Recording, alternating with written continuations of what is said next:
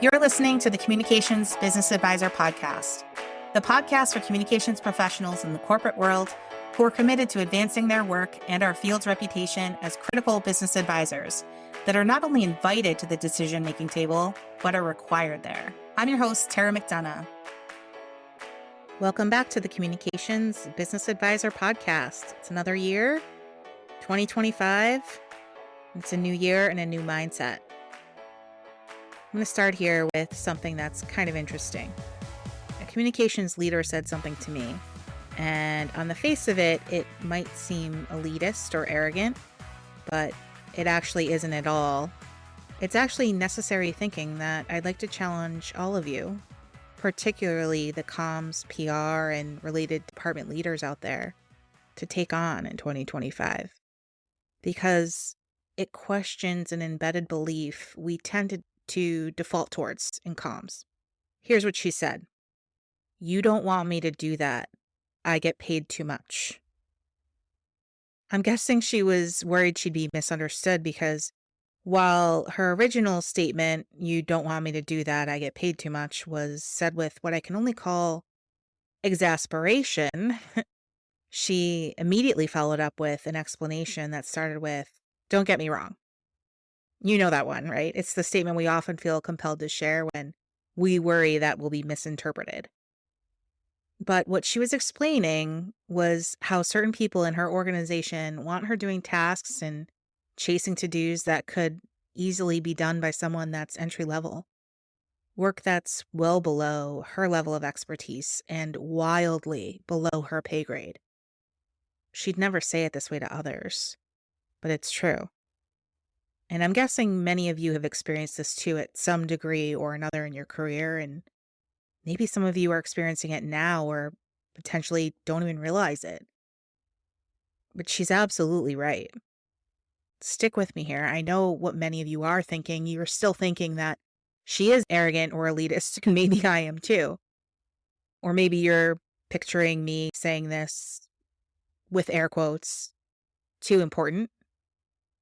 Is she too important? No, that's not what she's saying. It's not that she's too important to do the work or she considers the work unworthy of her.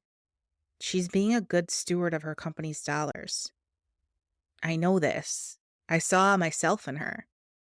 I experienced something similar in a corporate communications leadership role at one time in my past. I remember expressing it in a more subtle way to my boss at the time. I figured he'd be on the same page with me, but he definitely wasn't. He shut me down before I could even explain my reasoning, and it sucked. I knew he thought I was looking at it from a self-centered and egotistical point of view, and yeah, that plain sucked.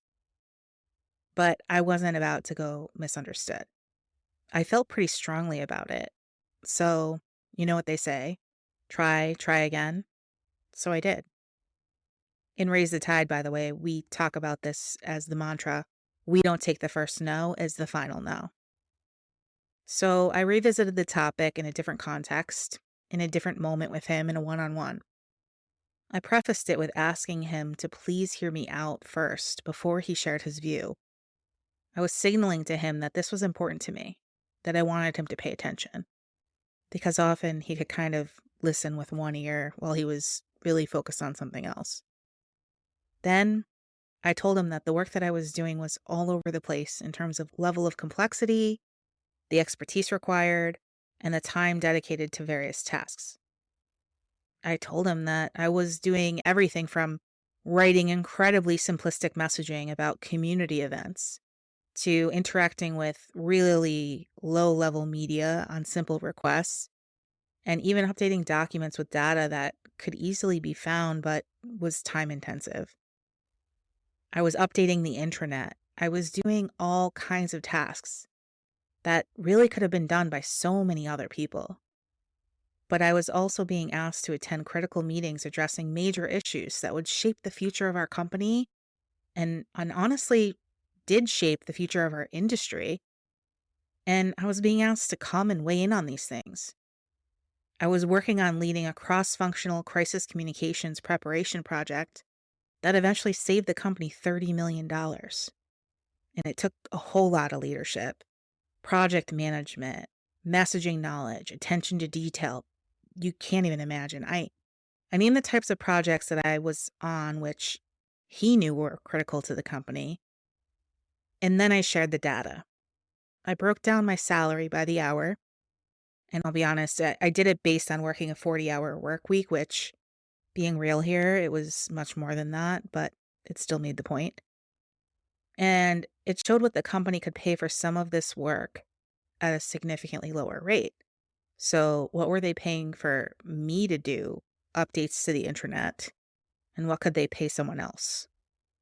And I reminded him of where I was successfully spending my time on the strategic work with great impact, those important projects. The subtext here was that that's the work I was personally needed on. And then I shared where I believed my time could be spent moving forward and where it should be spent moving forward on the things that I couldn't get to currently because I was busy with entry level stuff that absolutely needed to get done, but it needed to be done by a comms person, sure, but it didn't necessarily need to be done by someone at my level of expertise.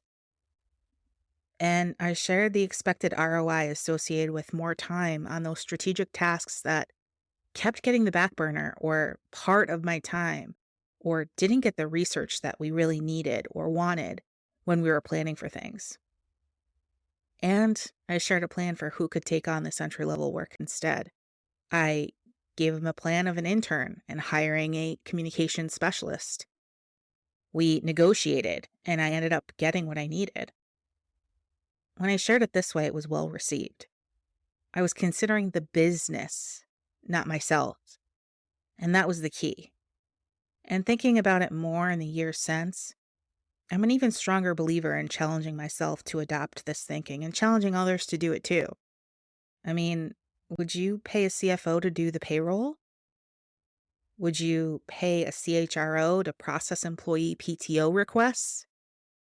Then why pay a communications leader to do process oriented, entry level comms work? Comms leaders deserve more respect than that. But that respect, it starts with us, my friends. It starts with us. We have to start asking ourselves about how we view our own function's level of importance in the organization, and thus how we view our own leadership. Now, here's where I'm going to channel that same don't get me wrong energy I mentioned earlier. So here it goes, bear with me. If I thought that most comms leaders were elitist or arrogant or not willing to roll up their sleeves, this podcast episode would be so very different. But instead, what I see is very much in the opposite direction. So far in the opposite direction that comms leaders are mostly proud of being someone who is willing to, quote, do it all. We tend to default to that Jack or Jane of all trades mindset in this field, or the Renaissance woman or man of all things communications. And I get it. I mean, we're in a field that has high demands with very limited resources. So we do the work we know well and we figure out the rest of it and then keep at it until it's really great. Earlier in my career, but while still at a director level at a major organization, I was called smart, scrappy, and gets things done. And I took immense pride in that. Of course, I was scrappy looking back. I was at a multi-billion-dollar business, leading a ridiculously small team with exceptionally high expectations from the business. And if I'm being honest, with high expectations of myself too. And I know that there's plenty of you out there just like me. You rose in your career because you're good at what you do and you're willing and ready to roll up your sleeves to get it done no matter what. You're an overachiever, always have been. You've always taken pride in your work and you cannot let half-assery stand. I get it. Hey, perfectionist overachievers, I see you out there. So when you get to that leader level, you keep up that same mindset and you show your team that you're willing to lead by example. You're willing to do all the things. Do you write? Of course. You never stopped. Media relations? Yes. Speech writing? Of course. I used to pride myself on saying that there was nothing I would ask a team member to do that I hadn't done myself at some point in my career and was still ready to pitch in and help them with that in the moment whenever needed. Sound familiar? Now, I want to be clear here. I do still love this roll up the sleeves mindset. I'm not asking you or anyone out there to abandon this mindset of supporting your team and doing the work with them. But personally, I took this mindset too far. And I see many of you out there doing the same. Because once you get to that leader level, let's say that director level where you're running a department, or VP level where you're leading an entire function, you have to change your approach to have even a shot at the time you need to advocate for yourself, your function, your team, and your field. Otherwise, you will be left budgetless and teamless without any hope of a shot at making an impact at the company you're at. It can be really comfortable and fun writing that speech or drafting that messaging, especially when you're doing it to escape from something you find much more complex or challenging, like figuring out how to confront that marketing guy who's undermining your authority, or figuring out how to build the business case for budget when the company is doing budget reductions. But that simple writing task, it's not where the team or the company needs you to spend your time anymore. If you're struggling to find the time to advocate for budget, go to critical meetings, create a strategic long-term comms plan, meet with leadership, and those related critical tasks that you keep putting off because you'll get to it someday, then chances are you're doing too much of the work that someone else could do. And it's time to start building the case for resources. And that starts with you, not with the writing of the business case. First, you have to truly believe yourself that the company needs it, that the organization can deliver significantly better business results with more resources. And instead of anticipating the no from the leaders when you ask, build the case in your brain for the yes. Yeah, sure, prepare for the no, but build your case in your mindset for the yes. And if you get a no the first time, you go back again another time in another way for a yes. But again, it all starts with your own mindset. Now, you might think this is all a little bit woo-woo of me, but I'm telling you, many of you who are right there with me, who are shouting themselves, yes, I agree, we are worth it, I'm with you on this. You all think that you might have figured it out, but you're also the first then to say, but not now because budget cuts in other departments, or not now because they just fired my boss, or not now because ... Listen, I do get that there's a time to not do things, but if you're constantly finding reasons why not now, ask yourself what the signals will be for when you will be comfortable. Is it a company revenue number? Is it a sales growth number? Is it when you see that peers are building empires and you're still struggling to keep your head above water? What is the signal that will get you to build the case in your mind? Wrap your brain around this and go make the ask.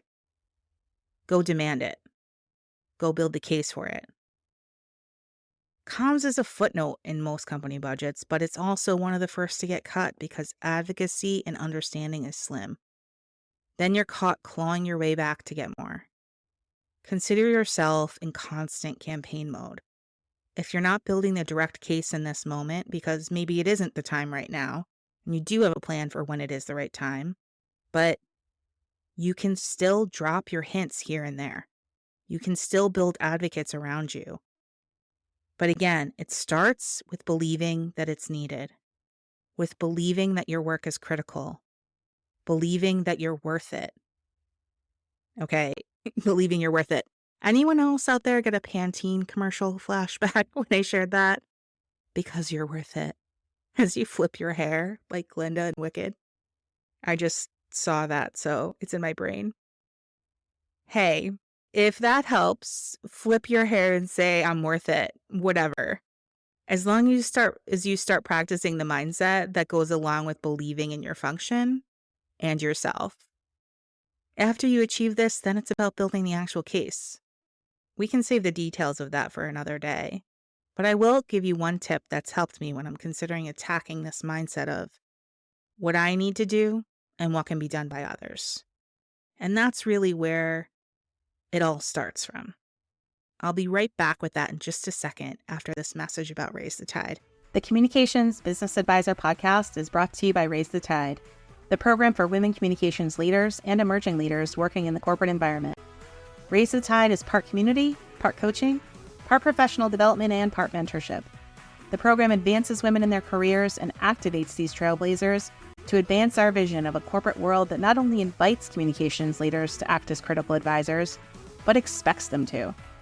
A rising tide raises all ships, but we're not the ships. Together, we're the force of the tide raising the ships for our entire industry. For more information, visit www.raisethetide.net. Whenever I'm beginning to feel overwhelmed or tempted to put in lots of extra hours, I stop myself and I do an exercise that I learned from my business coach. My own clients do it now too. Here's how it works. Pretty simple. I take a page out of a notebook and on one side, I write my name. So you would write your name. And on the left side, you write, someone must do. So in my case, on the left side, I write, Tara must do. Below it, I write all of the things that are critical for me to take on. Things that require a certain level of expertise. For me, these are the tasks that I need to do as the CEO, the head of the Raise the Tide program, and the head of the consulting practice that I run. And by the way, I extend this to my personal and home life too, because I'm a whole ass person that doesn't separate tasks I have to do based on work and personal life. They're all things that need to get done, and I'll get to that in a second. So you get that first part. You write down all of the things you must personally do in a column on one side of the page. And then on the other side of the page, you write at the top, someone must do. And in that category, you write all of the tasks that have to be done, but theoretically, someone else could do those tasks, even if you don't know who that person is just yet. So in the Tara must do category, I have certain client meetings, the Raise the Tide retreat, writing the strategic plans for clients, holding a team meeting, facilitating a team intensive, and so on. On the someone must do category, I have things like vendor management, onboarding new clients, managing my calendar, booking travel, invoicing, contract review, and so on. I extend this to personal tasks like adding in things in the someone must do list like cooking dinner, school pickup, laundry, signing up for summer camps. Yikes, it's already that time. And more. Here's an example of how this was impactful for me on the personal side. Now, I loathe cooking dinner. Loathe, I'm telling you. Just having to think through what to cook is a nightmare for me. And my husband would sooner order out every single night than cook anything. And I mean anything. So cooking ended up in my category and laundry was his. But he was terrible at staying on top of laundry. And I was always mentally exhausted by figuring out what we'd have for dinner that night. So I went the easy route very often. And we would order out a couple nights a week. For years, the status quo maintained and it sucked. It sucked. Until finally, when doing this exercise, I noted all of those tasks in the someone must do list and realized what I really needed was my very own Alice from the Brady Bunch. So I wrote a job description and I went off to find someone. When I tell you I am light years happier, I can't even express to you what an impact this has had on our family and my career. My old mindset would have told me to take that money that I pay my very own Alice and use it for retirement contributions or to contribute to my daughter's college fund. My new mindset knows that I don't want to defer my happiness because I think I'm undeserving. Because that's what I would really be doing. I'd be prioritizing the future over today, making myself miserable now so that I could potentially be happier in the future or give that happiness to someone else. I wasn't willing to defer any longer, and I've never been happier. At the same time, I got someone to help with after-school care. A babysitter comes a couple days a week after school and makes my kiddo feel extra special. and does fun stuff with her while I'm finishing up work. Yet another thing that's worth it to our family because when am done with work, I can spend quality time with her instead of her saying, "Not now, honey, I'm working. You know the rules. Don't interrupt." On the company side, I hired a few people, starting with an operations manager and an assistant. They do all the behind the scenes stuff that I could do, but I don't want to. And honestly, when I look at my business, it's not smart for me to spend my time on them. Now, I know that it's a different scenario for you, but you can see how I applied the same mindset laid out at the beginning of this podcast to this approach. I considered, is it worth it for me to do it, or could someone else do it? And what would the benefit and investment be of that? When I look at hiring my house manager, for example, with the time saved with me not planning meals or ordering the expensive and often calorie-laden takeout, our physical health has improved. But honestly, I'm also a happier person when spending time with my family at the end of the day, with knowing that my house is orderly. There are processes for things. I have food ready to heat up and I know where things are. I'm not exhausted when looking at the pile of packages at the door because they're not there anymore. They're open and put away. Laundry isn't piled up and my kids' clothes that she's outgrown are out of the closet. I now have time to be the parent I want to be, and that is so worth it to me. I just needed to believe that I was worth it. That's what I needed to do first.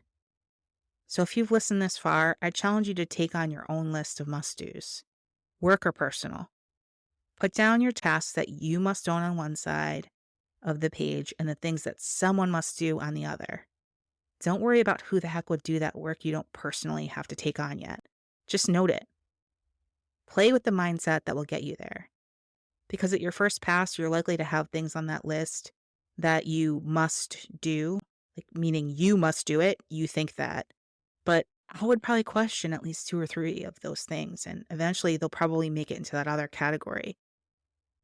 Really try to justify it. Take a second look. Share it with a friend. Get another perspective. And whether the tasks are work or personal or both, consider what you're willing to give up this year and hand to someone else. Or advocate for hiring someone else to do it.